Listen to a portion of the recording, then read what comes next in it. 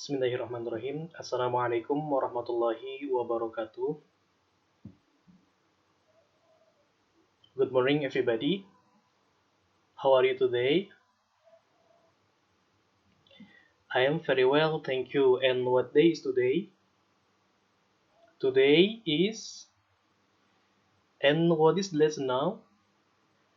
The lesson now, Indonesian language. Baik. Pada video kali ini, insya Allah kita akan melanjutkan materi pelajaran bahasa Indonesia ya untuk kelas 8. Ini materi terakhir ya, bab 4. Setelah sebelumnya, kalian pasti sudah menonton video sebelumnya tentang bab 3. Nah, pada video kali ini kita akan melanjutkan materi bab 4 ya. Namun sebelumnya, seperti biasa, sebelum kita belajar, marilah kita berdoa terlebih dahulu. Bismillahirrahmanirrahim. Rabbi shrahli sodri wa yassirli amri wahlul 'uqdatam min lisani yafqahu qawli. Rabbi zidni ilman warzuqni fahman. Amin ya Allah ya Rabbal alamin. Nah, pada video sebelumnya kalian belajar tentang drama ya, sedikit mengulas tentang drama. Mudah-mudahan kalian bisa memahami materi tentang drama tersebut walaupun dengan video dan pembelajaran seperti ini. Nah, pada kali ini tetap kita akan belajar seperti biasa walaupun dengan metode seperti ini.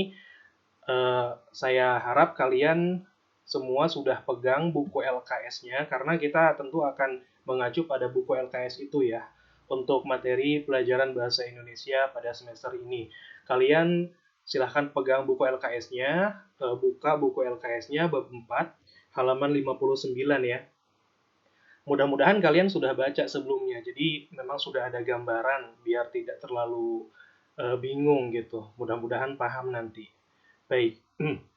Oh iya, ini masih bulan suci Ramadan ya. Gimana puasa kalian semuanya lancar? Mudah-mudahan lancar ya. Mudah-mudahan sampai akhir diberi kekuatan dan mudah-mudahan kita bisa meraih kemenangan nanti di hari yang fitri nanti ya setelah bulan suci Ramadan. Kita langsung saja ya.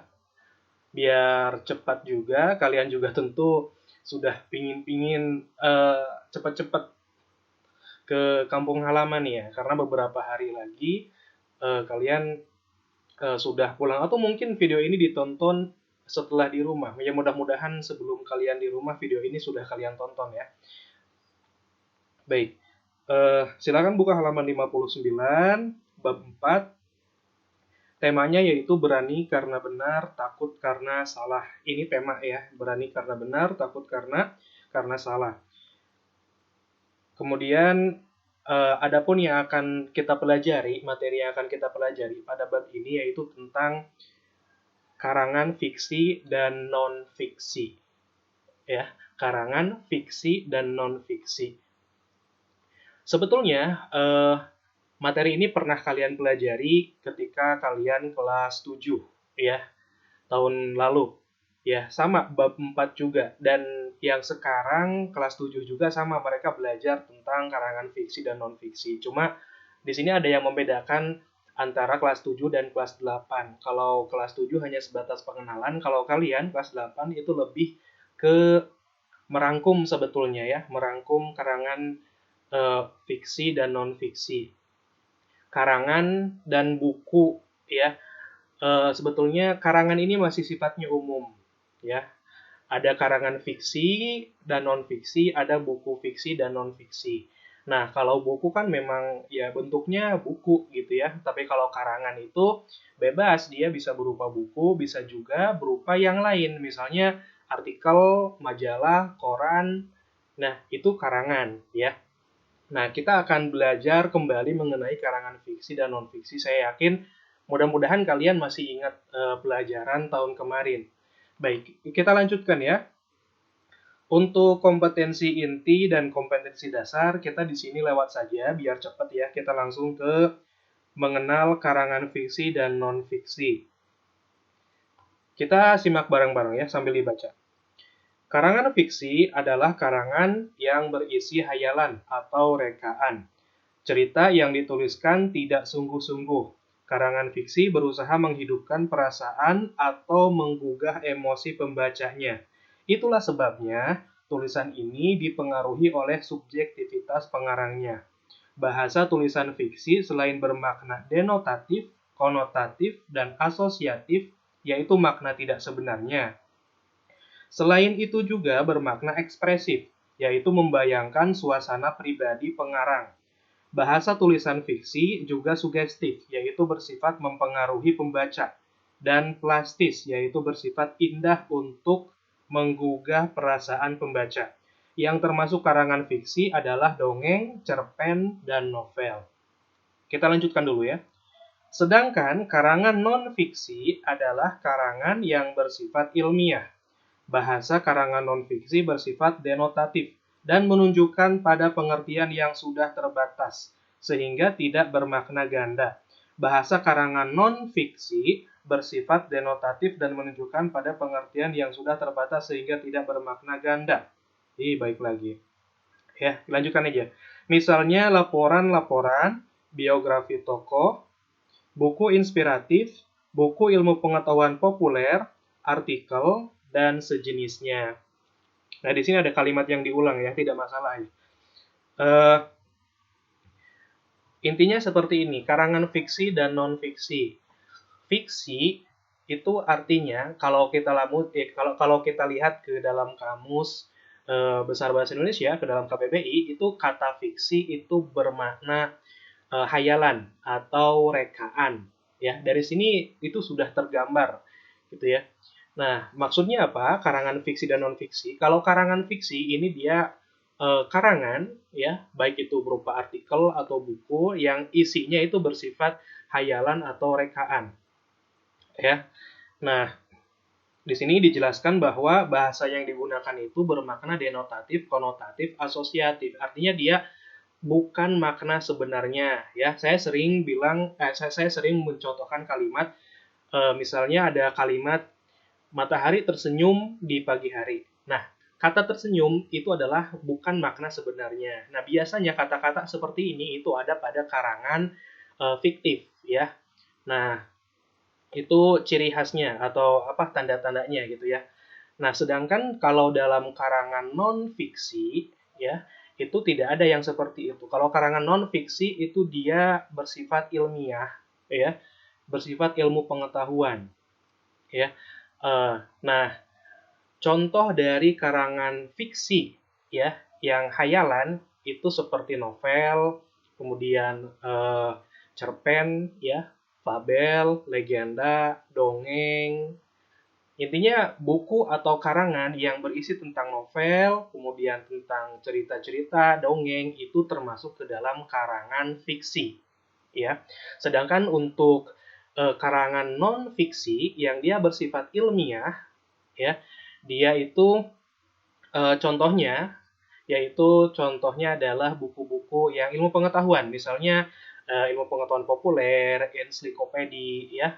Kemudian ada buku-buku pelajaran yang kalian baca, kemudian buku-buku ilmu pengetahuan yang lainnya. Nah, itu termasuk ke dalam karangan non-fiksi. Saya sampai sini bisa membedakan ya antara karangan yang fiksi dengan karangan non-fiksi. Baik, kita lanjutkan. Menggali dan menemukan informasi dari buku fiksi dan non-fiksi. Ini kegiatan satu ya, menggali dan menemukan informasi dari buku fiksi dan non-fiksi. Tapi sebelumnya, saya di sini mau menunjukkan dulu kepada kalian ya, biar bisa lebih membedakan antara karangan fiksi dan non-fiksi ya. Nah, di sini saya ada beberapa buku koleksi yang saya akan tunjukkan kepada kalian. Kira-kira buku ini termasuk ke dalam karangan fiksi apa non-fiksi. Nah, misal ini ada satu buah buku yang berjudul Menyemai Kreator Peradaban. Ya, kelihatan ya. Menyemai Kreator Peradaban. Nah, Ini buku yang ditulis oleh Menteri Pendidikan pada zamannya Bapak Susilo Bambang Yudhoyono, ya. Ini Menteri Pendidikan yang menulis, dan ini korelasi tentang pendidikan agama dan budaya. Ini berisinya ilmu pengetahuan, dia bersifat ilmiah. Maka ini buku ini dia termasuk ke dalam buku atau karangan yang non fiksi, ya. Kemudian nah, di sini ada satu buah buku lagi yang berjudul Psikologi Kematian, ya. Mengubah ketakutan menjadi optimisme. Ini judulnya seperti ini. Ini buku, ya. Dan ini merupakan bestseller juga, nasional bestseller, ya, yang dikarang oleh Komarudin Hidayat, seorang penulis terkenal yang menulis tentang psikologi kematian. Nah, ini berisi tentang motivasi dan tentang ilmiah, ilmu pengetahuan. Ini termasuk ke dalam buku atau karangan yang non fiksi. Kemudian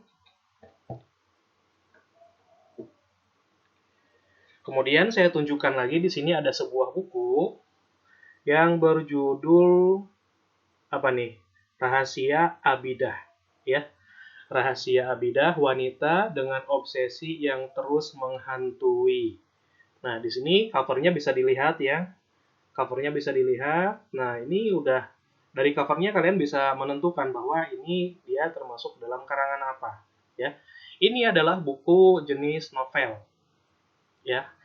Novel yang menceritakan tentang si Abidah ini. Kira-kira menurut kalian ini masuknya ke dalam buku karangan non fiksi apa buku atau karangan fiksi? Ini termasuk karangan fiksi, ya.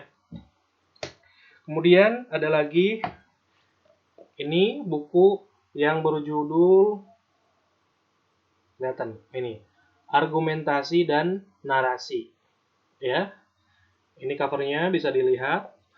Nah, ini berisi tentang cara-cara berargumen dan bernarasi, ya. Berargumen itu ya artinya dia berkaitan dengan public speaking juga, cara-cara kita menyampaikan pendapat, ya, cara kita berbicara, cara kita beretorika di sini juga ada. Dan ini bersifat ilmiah, ya. Ini bersifat ilmiah. Dia bukan rekaan, bukan hayalan. Dan ini buku atau karangan yang termasuk ke dalam karangan non fiksi. Berikutnya, nah ini berikutnya di sini ada satu buah buku yang berjudul Panduan Ramadan, ya, berisi tentang panduan-panduan bagaimana melaksanakan ibadah bulan suci Ramadan. Tentu bukan hanya saum saja. Di sini banyak ibadah-ibadah yang lainnya yang tentu sangat menunjang, ya. Di sini berisi tentang ilmu pengetahuan, ayat-ayat, hadis-hadis, segala macam, dan ini bersifat non fiksi, ya. Kemudian nah, kalau tadi saya tunjukkan itu adalah buku, ya, kebanyakan itu buku. Karena yang tadi saya sebutkan di awal, karangan itu bukan hanya buku, ya, bisa saja berupa artikel, bisa berupa majalah, koran, segala macam. Nah, saya tunjukkan ini bukan buku, ya. Ini memang ini bentuknya bentuk seperti buku, tapi ini bukan buku, tapi ini bentuknya proposal. Ini proposal saya pribadi ketika saya mau mengenyam beasiswa di Mesir waktu tahun 2015 kalau tidak salah, ya. Nah, ini sandwich program 2015 Indonesia Mesir. Di sini ada logo Unpad, ada logo universitas di Mesirnya, ya. Dan ini gambarnya juga gambar piramida, ya. Ada gambar piramid, di bawahnya itu Sphinx, ya. Sphinx itu kucing berkepala manusia. Nah, ini semacam sejenis artikel, ini proposal namanya. Dan di dalamnya itu berisi tentang ilmu pengetahuan, sekilas tentang Mesir, kemudian bagaimana penjelasan program-programnya. Ini kira-kira menurut kalian, ini masuknya ke karangan fiksi apa karangan non fiksi? Ini masuk ke dalam karangan non-fiksi ya. Baik. Kemudian ada buku tentang Cibingbin ya. Cibingbin antara Cirebon, Brebes dan Kuningan. Meretas masa lalu menggapai masa depan. Ini juga fotonya, di situ ada foto tugu ya. Dan ini ada di atasnya itu ada foto-foto tokoh-tokoh Cibingbin pada masa lalu. Dan ini berisi tentang sejarah Desa Cibingbin dan segala seluk-beluknya. Kemudian ini ditulis oleh Bapak Asep Saifuddin ya, Bapak Asep TU. Dan kira-kira menurut kalian ini masuknya ke dalam buku fiksi apa buku non fiksi? Ini termasuk ke dalam buku non fiksi karena dia berisi tentang ilmu pengetahuan ya. Kemudian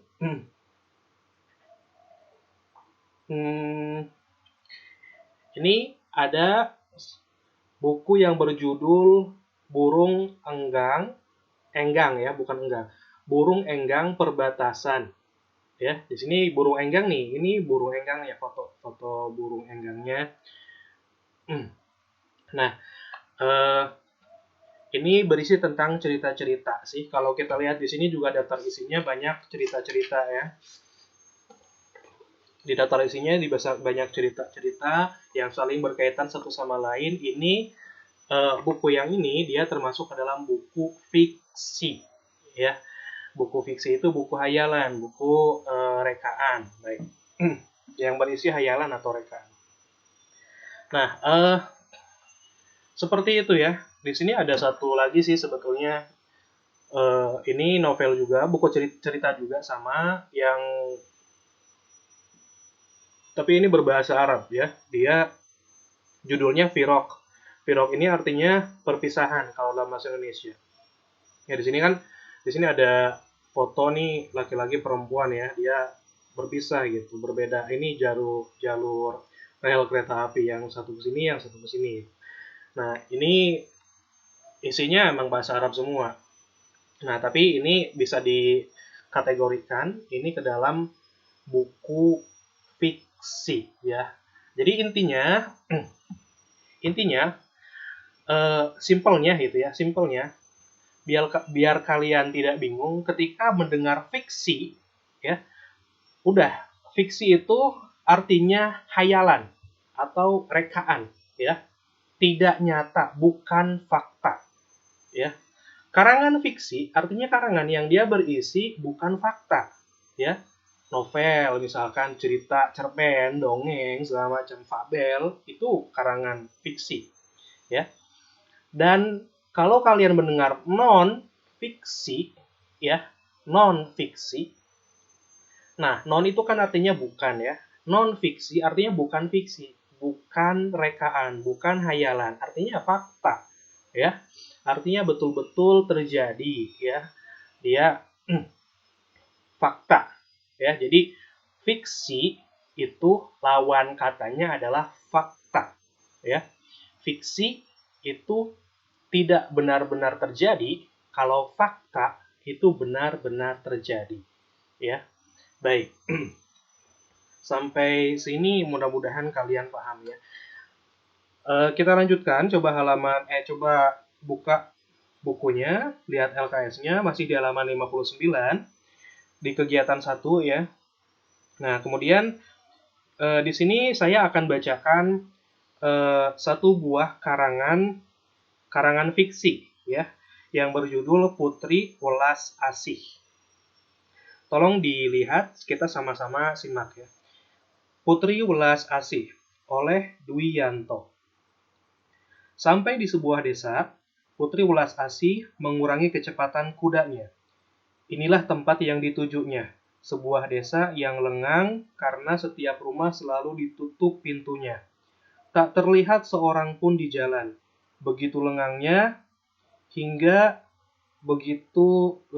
hingga langkah kaki kudanya jelas terdengar. Kuda putih itu meringik-ringik, seperti tahu ada bahaya yang mengancamnya. Jangan takut, Aki. Tenanglah. Ini nama kudanya si Aki ya. Jangan takut, Aki. Tenanglah, kau akan selalu aman di dekatku, ucap Putri Welas Asih sambil menepuk-nepuk leher kudanya. Putri, Putri Welas Asih, syukurlah engkau segera datang. 4 raksasa jahat sebentar lagi pasti kemari. Mereka sangat kuat. Tak ada penduduk yang berani menandinginya. Seorang laki-laki tua berlari-lari mengejar Putri Welas Asih. Wajahnya pucat. Oh iya, putri, putri, jadi kayak gitu ya. Putri Welas Asih tersenyum. Dia segera turun dari kudanya. Dihampirinya lelaki tua itu kemudian berkata, "Untuk itulah aku buru-buru datang ke desa ini, Pak Tua." Salah seorang penduduk desa itu telah mengabarinya. Empat, empat raksasa jahat itu telah menjarah beberapa desa. Hanya tinggal satu desa inilah yang masih selamat. Tiba-tiba tanah bergetar. Pertanda 4 raksasa itu segera datang. Laki-laki tua itu langsung berlari menuju rumahnya dan segera menutup pintu rumahnya rapat-rapat. Putri Welas Asih seorang diri di jalan desa. Dia berdiri gagah sambil memegang tali kekang kudanya. Tali pecut ya, tali kekang itu. Sementara itu, 4 raksasa itu kian dekat. Tanah yang bergetar itu makin lama makin terasa. Putri Welas Asih membayangkan betapa besar tubuh raksasa-raksasa itu. Tetapi ia telah bertekad untuk menghadapi mereka. 4 raksasa setinggi pohon cemara itu sudah berada di hadapannya. Grrr, grrr, grrr. Terdengar suara mereka menggeram. Mereka tampak heran karena masih ada manusia yang berani muncul di hadapan mereka. Apalagi ia seorang putri yang cantik jelita. 4 raksasa itu lalu tertawa tergelak-gelak. Hohoho, apa maumu putri cantik?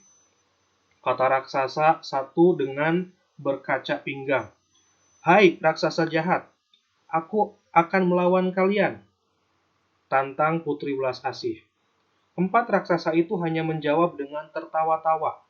Raksasa kedua lalu berkata, "Kau menantang kami? Kesatria saja tak mampu menandingi kami, apalagi kau. Kalau kalian berani menerima tantanganku, telanlah tubuhku," kata Putri Welas Asih memancing. "Tubuhmu yang kecil itu untuk kami berempat." Salah satu raksasa mulai terpancing. "Jangan khawatir, aku bisa mengubah diriku menjadi 4." Sebentar kemudian, Putri Welas Asih menyelinap di sebuah pohon beringin yang besar. Tak lama kemudian, dia sudah keluar lagi dengan 3 kembarannya. 4 raksasa itu merasa takjub. Musuh yang dihadapinya bukan musuh sembarangan. Mereka memandang 4 putri yang kembar itu hampir tak berkedip. Mata mereka yang besar makin terlihat besar. "Baiklah kalau itu maumu. Mari kawan-kawan kita lahap tubuhnya," ajak raksasa nomor 1. Tanpa menunggu lama, mereka segera mengangkat tubuh Putri Welas Asih dan menelannya bulat-bulat ke dalam mulut. Penduduk desa yang melihat dari lubang pintu rumah mereka semakin ketakutan. Harapan mereka nyaris musnah saat melihat 4 tubuh kecil itu masuk ke mulut raksasa yang menganga lebar sekali. Tak lama berselang, tubuh keempat raksasa itu bergetar hebat. Mereka lalu memegangi kepala mereka dan membentur-benturkannya ke batang pohon cemara. Namun, rasa pusing yang menyerang kepala mereka tak juga surut. Mereka menggeram-geram penuh kemarahan.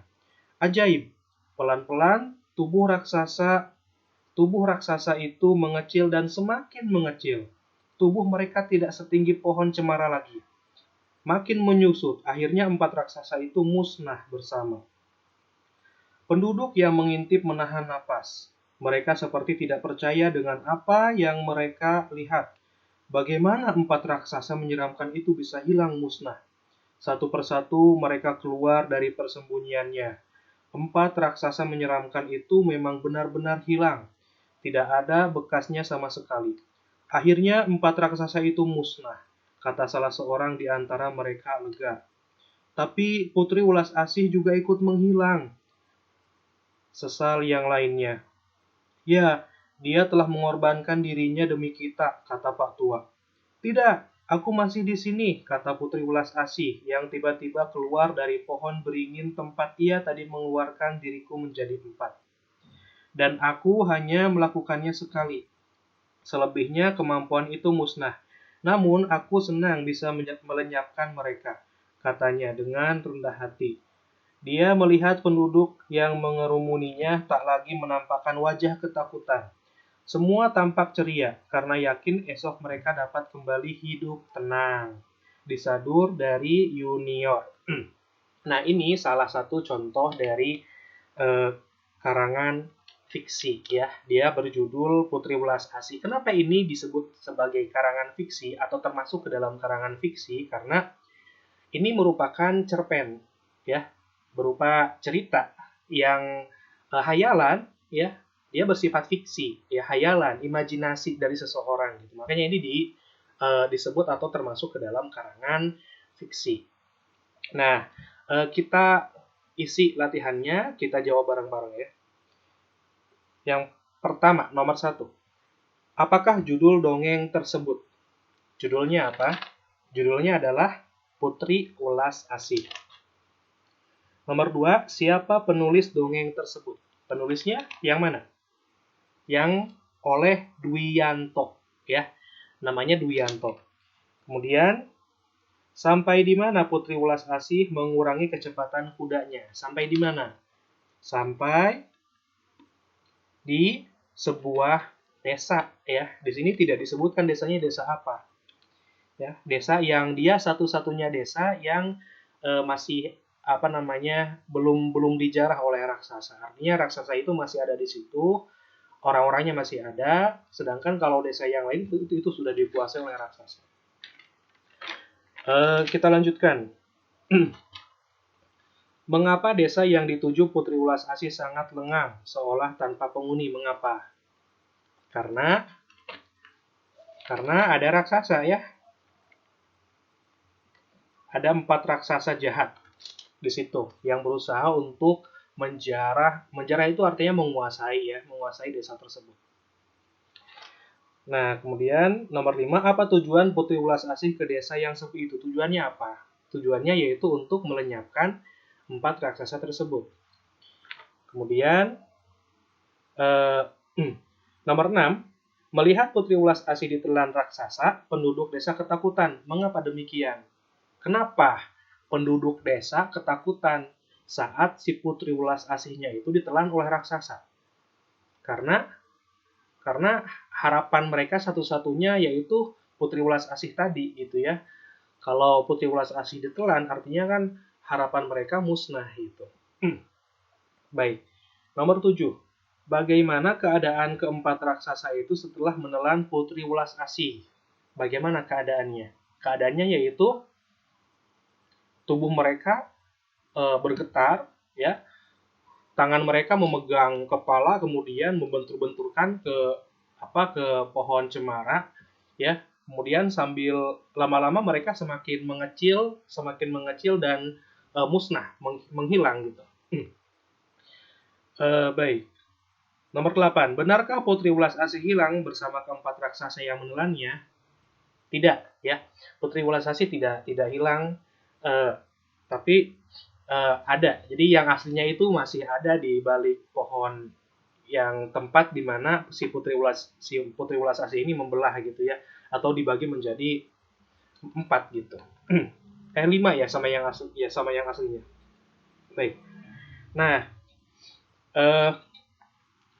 untuk bagian yang B, yang ini ya, yang B-nya, ini silahkan kalian isi sendiri.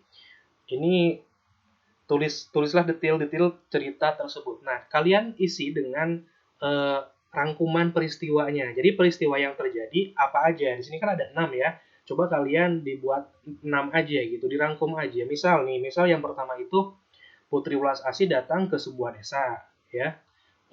Dan menggunakan kuda. Nah, setelah itu apa yang terjadi? Nah, yang kedua 3 sampai 6 sampai situ. Paham ya?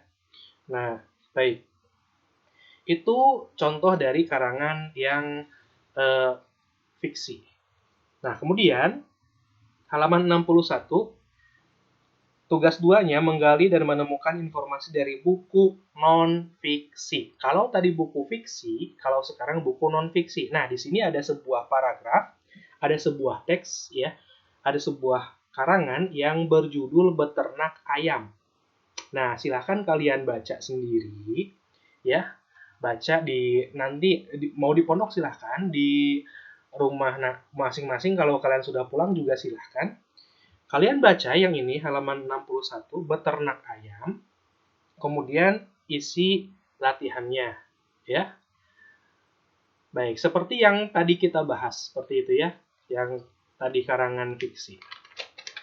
Oke, sampai halaman 62. Yang ini, yang B-nya juga sama, yang B-nya kayak tadi ya, kalian dirinci. Di peristiwanya, di yang apa aja gitu. Apa aja, misalkan beternak ayam itu caranya ada berapa, nomor 1, nomor 2 apa, nomor 3 sampai nomor 6. Nah, di situ kalian rangkum ya menjadi 6 kalimat di sini. Baik. Sampai sini paham ya? Paham mudah-mudahan. Nah, kita lanjutkan ke kegiatan 2. Kegiatan 2 membuat peta konsep atau garis alur dari buku fiksi dan non-fiksi yang dibaca ya. Nah, peta konsep. Mengenal peta konsep. Nah, dilihat di situ disimak LKS-nya. Peta konsep buku adalah suatu alat yang digunakan untuk menyatakan hubungan yang bermakna antara konsep-konsep dalam bentuk proposisi-proposisi. Proposisi-proposisi merupakan dua atau lebih konsep-konsep yang dihubungkan olah kata-kata dalam satu unit semantik. Peta konsep berguna untuk membantu memahami isi buku secara mudah dan cepat. Agak pusing ya bahasanya, ada bahasa semantik, ada proposisi. Mungkin nanti lebih jelasnya saya akan jelaskan nanti secara langsung atau di pelajaran berikutnya ya. Intinya kalau proposisi itu artinya poin-poin pentingnya ya. Kalau semantik itu sebetulnya cabang dari ilmu linguistik ya. Nah, misal nih di sini ada, biar kalian tidak bingung tentang peta konsep, di sini ada satu contoh ya. Kalian ada di sini ini ada satu diagram ya. Dongeng ya. Di sini contohnya dongeng, ini peta konsep, salah satu contoh peta konsep dongeng, kemudian dongeng ini dibagi menjadi 5 di sini ya. Ada mengidentifikasi informasi dalam dongeng, menceritakan isi dongeng, mengidentifikasi unsur pembangun dongeng, menelaah struktur dongeng dan kebahasaan, menelaah kebahasaan dalam dongeng. Nah, ini yang disebut sebagai peta konsep. Kalau bahasa mudahnya mah skema ya. Nah, jadi dibuatkan skema atau peta konsep. Jadi sama lah gitu ya antara skema dengan peta konsep. Tapi di sini karena di sini istilahnya peta konsep, kita menyebutnya ini adalah peta konsep. Jadi dalam satu buah judul itu dia dibagi menjadi beberapa poin gitu yang penting-pentingnya. Nah, itu contohnya yang tadi yang buku fiksi ya. Nah, di sini ada contohnya yang buku non-fiksi misalkan. Nah, buku non-fiksi di sini yang halaman 63 yang bagian atas tuh. Judul bukunya Buku Beternak Ayam Petelur ya. Topik 1, topik bukan Pak Taufik ya. Topik itu bisa dikatakan tema. Topik 1, jenis ayam. Ya, jenis ayam ada ayam kampung, ada ayam lehor di sini. Ya, topik 2, cara membuat kandang ayam. Kandang susun atas, kandang deret. Topik 3, kemudian topik 4, topik 5. Ini juga sama, seperti dibuatkan skema ya atau peta konsep. Nah, untuk kegiatan 2 sih itu isinya ya, mudah ya. Saya yakin kalian kalau sudah terbiasa membuat peta konsep atau skema, kalau mau belajar misalkan atau satu pelajaran dibikin peta konsep, ini sudah terbiasa lah membuat seperti itu. Nah, halaman 63 di situ tugas 1 membuat peta konsep buku fiksi. Nanti saya sampaikan di akhir aja ya untuk tugasnya.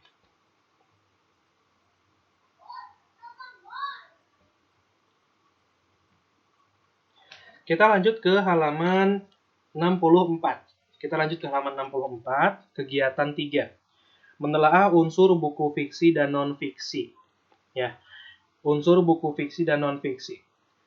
Buku fiksi ditulis dengan tujuan bisa memberikan hiburan, pencerahan, dan membentuk karakter.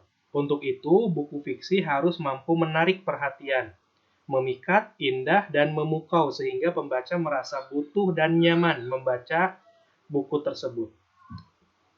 Agar tujuan ditulisnya buku tercapai, maka buku harus mengandung beberapa unsur, yaitu karakter, plot atau alur, setting atau latar, tema, gaya penulisan. Ya, karakter yaitu penggambaran karakter yang kuat pada tokoh-tokohnya, plot atau alur, rangkaian peristiwa yang terjadi dalam cerita, setting atau latar, penggambaran tempat, waktu, dan suasana dalam cerita, tema, gagasan pokok yang mendasari terbentuknya cerita, gaya penulisan, gaya yang membuat pembaca lebih tertarik pada cerita. Karena buku fiksi itu kan ya contohnya kayak novel, cerpen ya, yang tadi saya sebutkan di awal, buku fiksi itu kan buku yang hayalan cerita, hayalan, rekaan ya. Jadi harus menarik gitu ya, harus ada yang sisi-sisi yang menarik gitu.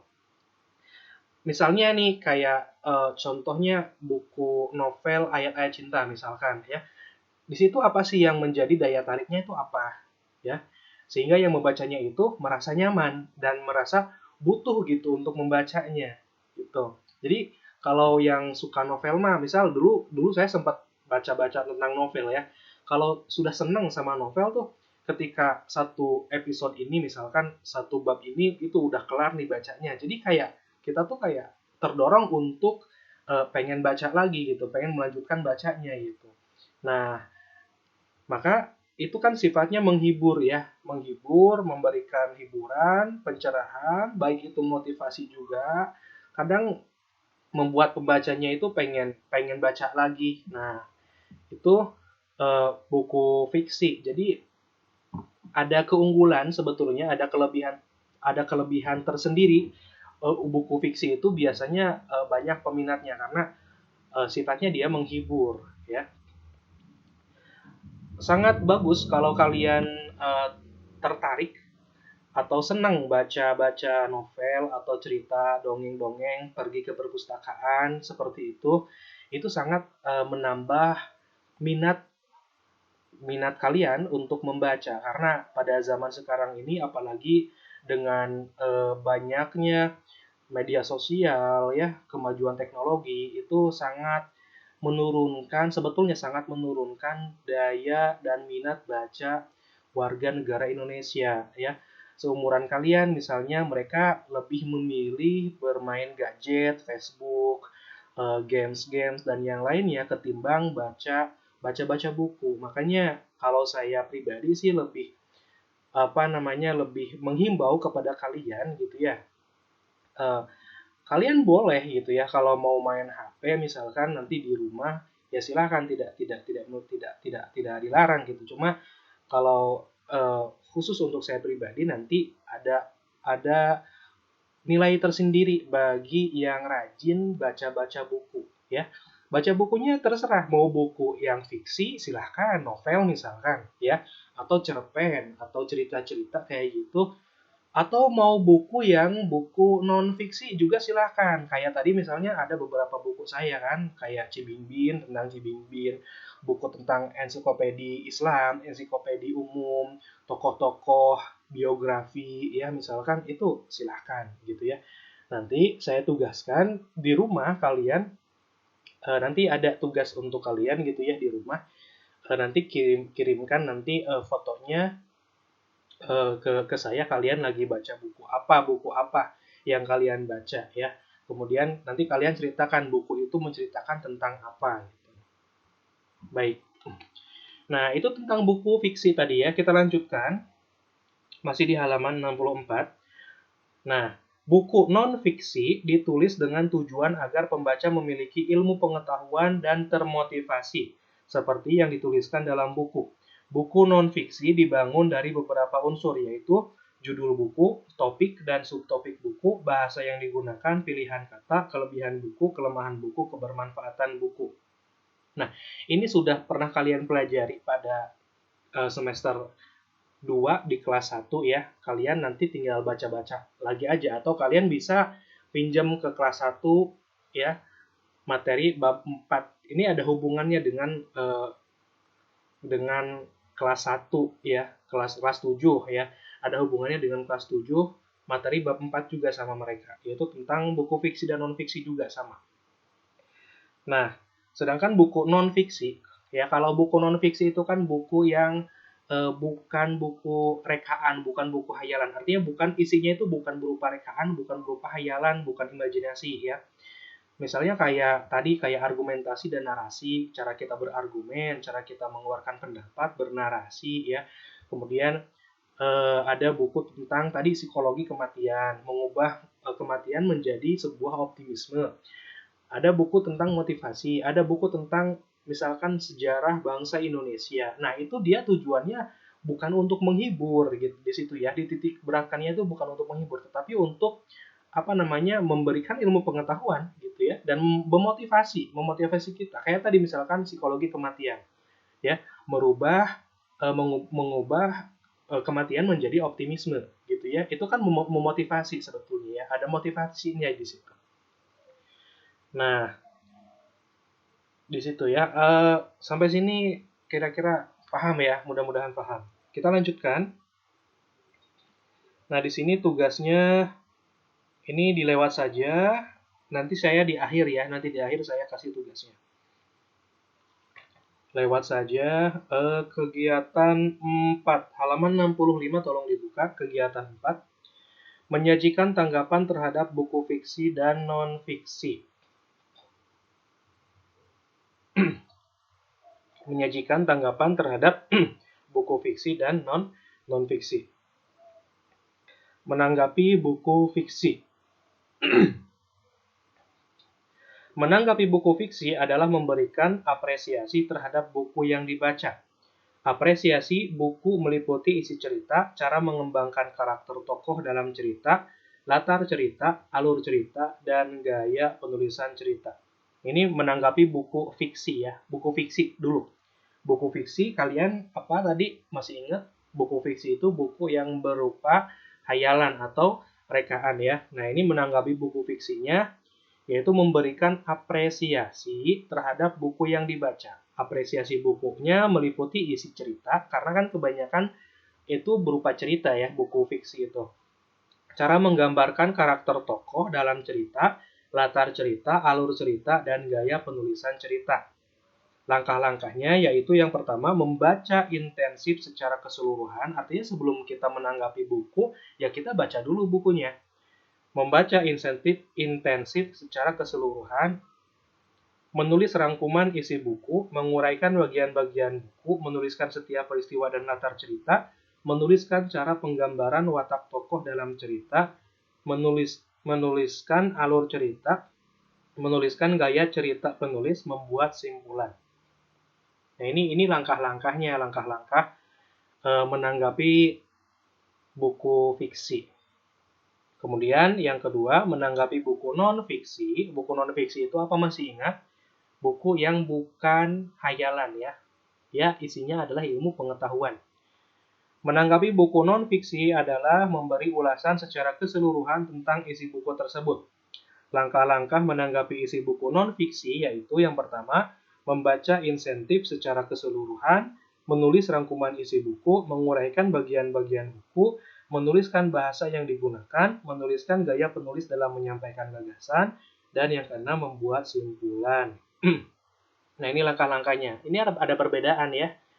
Perbedaan. Di sini terdapat perbedaan antara langkah-langkah menanggapi buku fiksi dan buku non fiksi. Karena keduanya kan berbeda ya. Baik.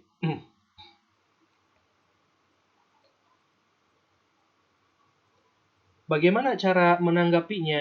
Ya, menanggapinya bagaimana? Ya ini dilihat dari sininya gitu ya. Misal nih contohnya ya, contoh ketika buku fiksi misalkan. Cara menanggapinya itu menurut kalian buku itu kayak gimana? ya.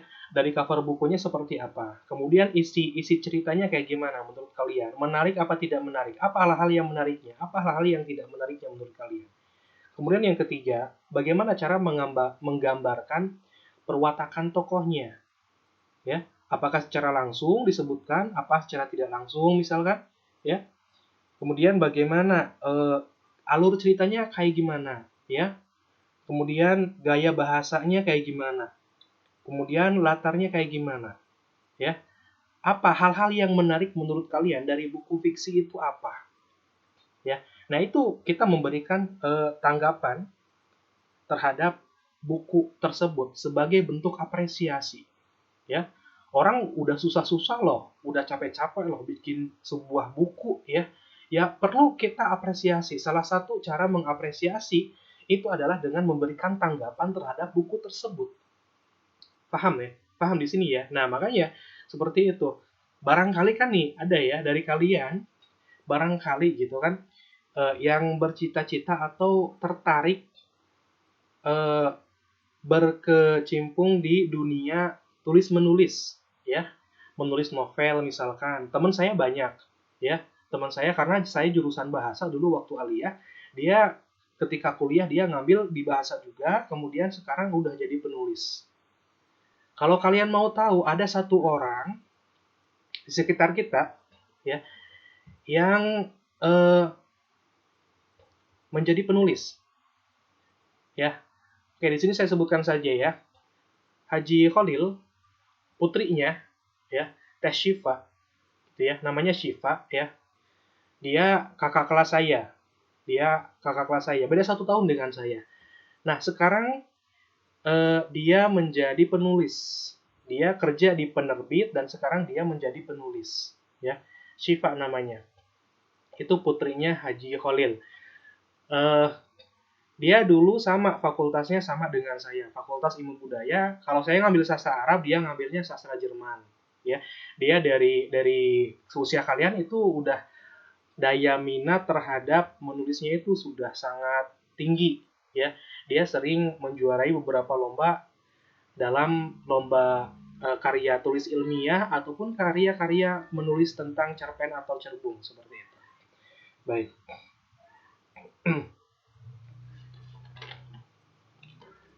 Nah, merupakan motivasi ya bagi kalian. Mudah-mudahan siapa tahu kan dari kalian juga ada yang berminat gitu kan di dunia tulis menulis seperti ini, atau dunia jurnalis lah namanya ya. Tulis menulis baik itu di media koran misalkan ya, atau kalian mau menulis buku itu bisa.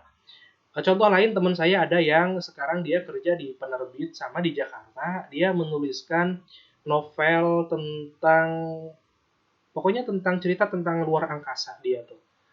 Ya, dulu bahkan dia tuh pertama nulis itu ketika aliyah, ketika dia bukan pertama nulis, dia pertama membuat buku ya. Dia pertama membuat buku, kemudian buku itu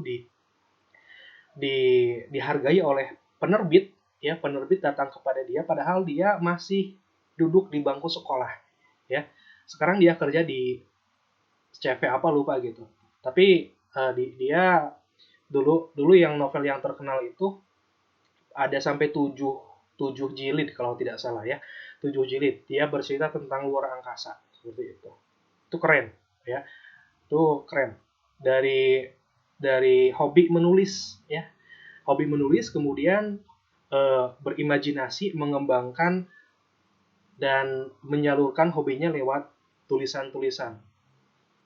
Menjadi sebuah buku, dari buku itu dijual menjadi pundi-pundi ladang kerja seperti itu ya, menjadi duit gitu.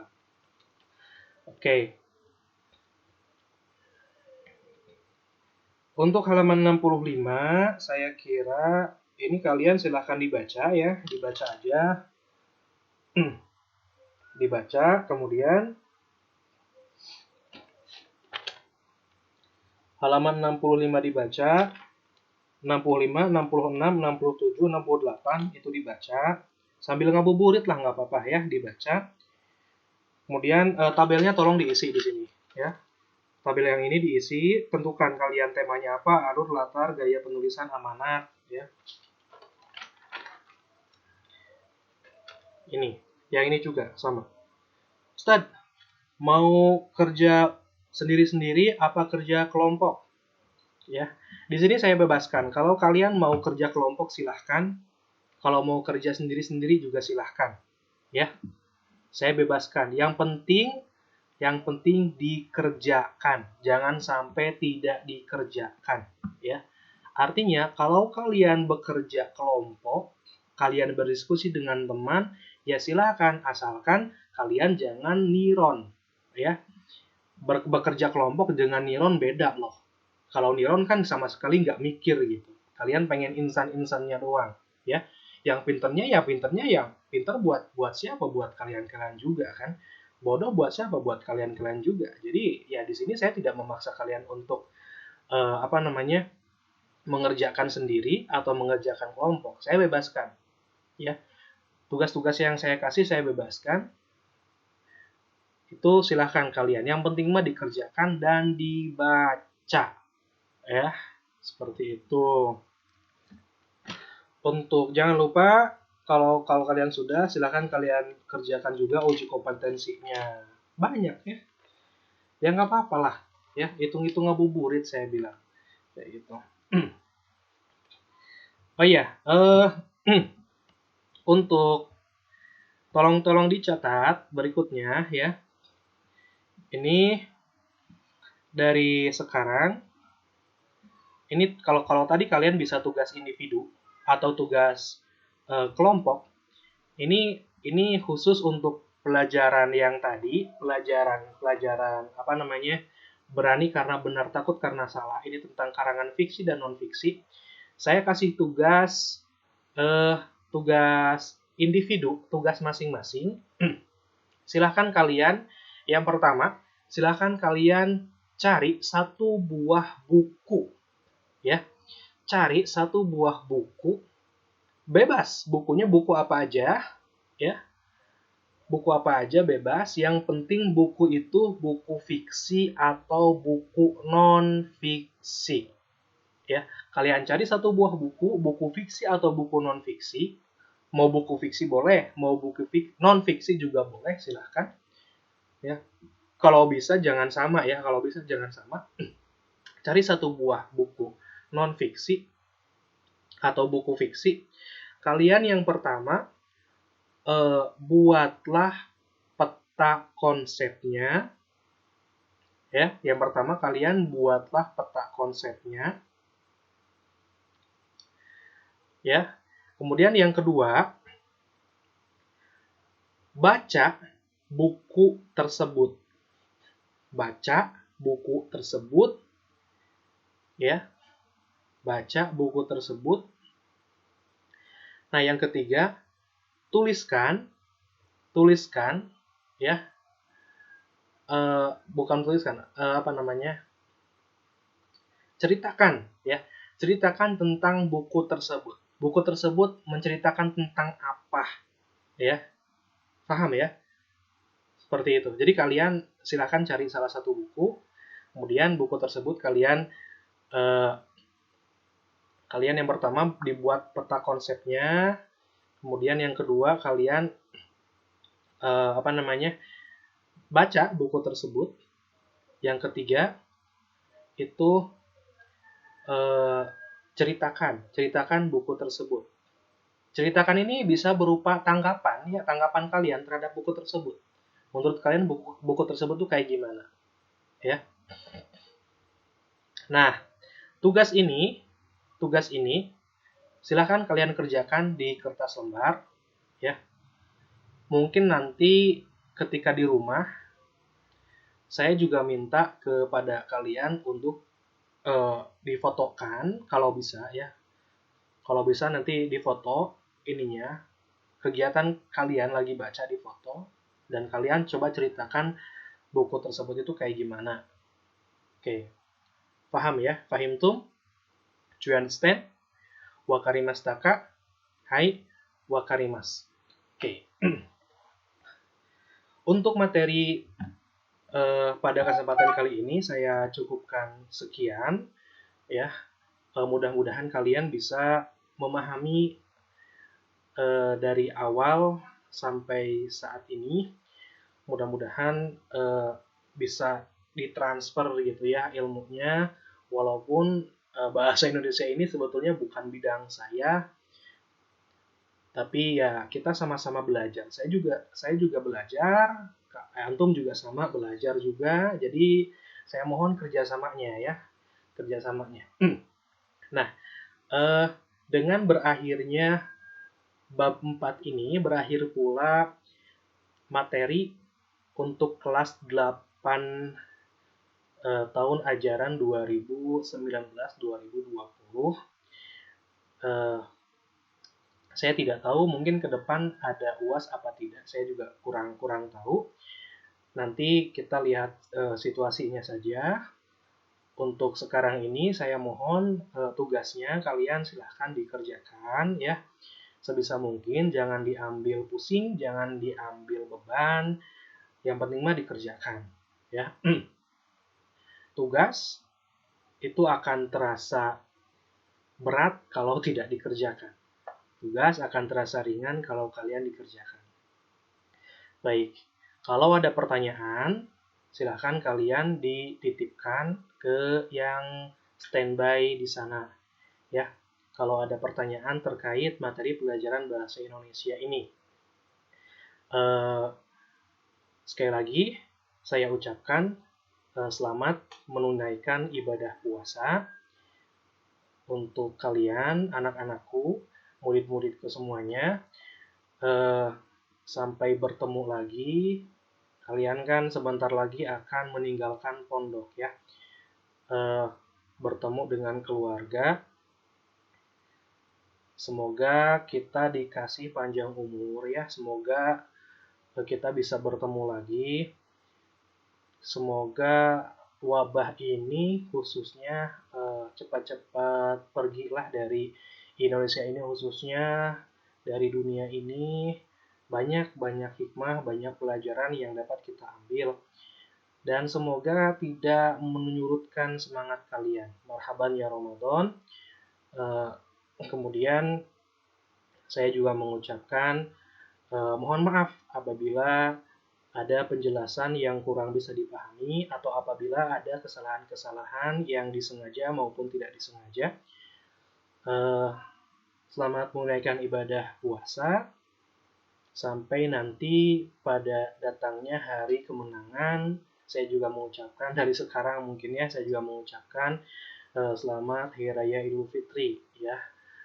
Mohon maaf lahir dan batin. Syukran kasiron. Kita tutup pelajaran ini dengan sama-sama mengucapkan alhamdulillahirrabbilalamin. Doa kafaratul majlis. Subhanaka Allahumma wa bihamdika asyhadu an la ilaha illa anta astaghfiruka wa atubu ilaik. Syukran kasiron. Assalamualaikum warahmatullahi wabarakatuh.